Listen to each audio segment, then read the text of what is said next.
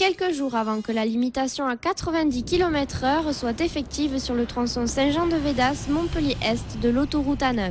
À partir du lundi 2 juillet 2012, les automobilistes devront réduire leur vitesse du lundi au vendredi pendant les heures de pointe. Un dispositif plutôt bien accueilli par les usagers. C'est une bonne idée. Par rapport à quoi ? Par rapport au fait que lorsqu'on roule à 110 et qu'il y a beaucoup de circulation, ça devient très dangereux.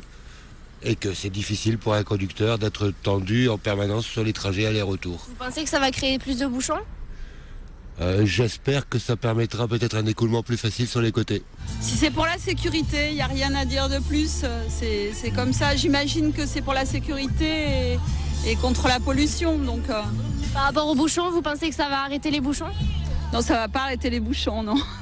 Je pense pas, non. En 2011, 17 personnes ont trouvé la mort sur la partie héroltaise de cette autoroute. Objectif de cette mesure, améliorer la sécurité et la fluidité du trafic, comme l'explique Philippe Lermine à l'occasion de la conférence annonçant le lancement du projet. Il a fallu modifier certains textes pour permettre de mettre en place des panneaux lumineux qui indiquent la limitation de vitesse.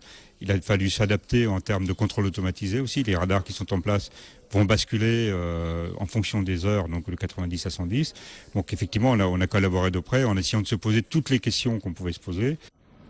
En cas de dysfonctionnement des radars automatiques lors du changement de vitesse, il ne devrait pas y avoir de verbalisation. Pas de piège donc pour les usagers, même si certains dénoncent un dispositif inutile. Et il serait préférable qu'on organise une sortie ici correcte pour que les voitures puissent ne pas se stocker sur l'autoroute et ne soient pas bloquées au rond-point à cause du tramway là. Ce serait préférable que de rouler à 90. Pour aller au boulot plus rapidement le matin, ça va être encore pire. Le soir, ça va être pareil pour rentrer. Ça n'arrangera rien, quoi. Cette expérimentation fera l'objet d'un bilan dans les 6 mois à venir, et ce, en vue du doublement de la 9 sur 25 km d'ici fin 2017.